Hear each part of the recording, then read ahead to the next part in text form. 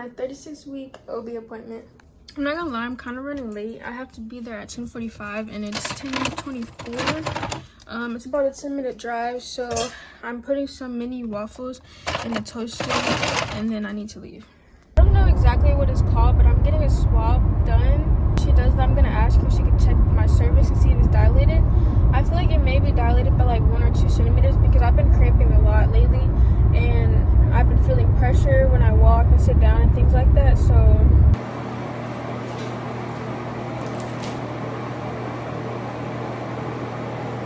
Am I scared?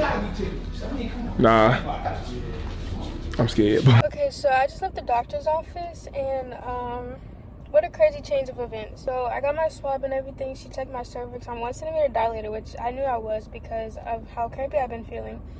And she even said she felt the baby's head itching that I told her about. And so now I have to go to the hospital that I'm going to be delivering at so they can do some blood work and do an ultrasound and check the baby and all that. Make sure she's good because she said I could have a condition. On the way to the hospital now, she said possibly I may have to be there for a couple of days. Might even have to get induced if I do have that condition. So I hope I don't. But I'm hoping it's not an emergency like how she said. I think everything's going to be okay because the baby's been moving fine. You know, everything's been good.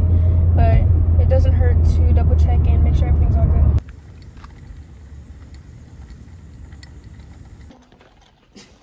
This is one.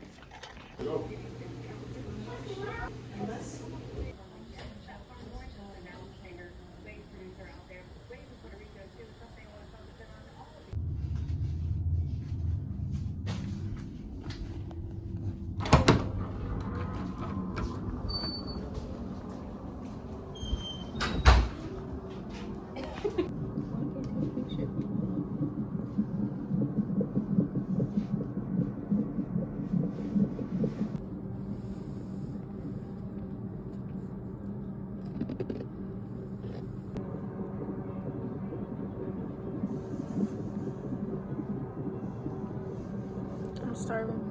So I just left the hospital. It's 2:30 now. I was there for maybe like 2-3 hours. I got an ultrasound and all that, and basically they took my blood and they said my liver looks good, but I'm gonna have to set an appointment to get induced next week when I'm 37 weeks, which is not something that I was wanting to do and expecting because I want her to come at her own time. Like, I'm panicking. That appointment took a very drastic turn of events. I was not expecting that at all. It's like 4 o'clock. I thought I was gonna get there, come home, and I was actually gonna do some more nesting.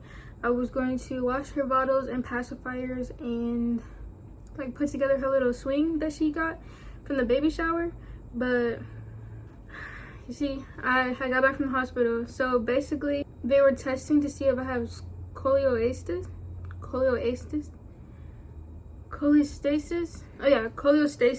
Basically it's some type of liver problem. I've been very itchy all over my body and like in my hands, and mainly at nighttime, so it makes it really hard for me to go to sleep.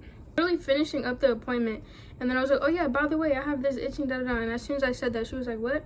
Yeah, you need to go to the hospital. So I got an ultrasound. They checked the baby's heartbeat, movement, all that stuff, and I don't have the ultrasound like information back yet, but everything looks pretty good. My liver is good.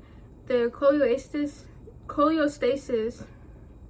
I can't say that word. Results will not be back for another 5 days. So they want to schedule me for an induction at 37 weeks, which I'll be 37 weeks next Tuesday. Yeah. It's a lot to process because I was not expecting this. I had 4 weeks left and I was thinking like I was gonna have the 4 weeks before she's coming, but now they're telling me I have 1 week left to prepare. Like, what? Like, we have everything we need, but it's just the thought of like going to the hospital. She's gonna be home with us like next week. It's just really crazy.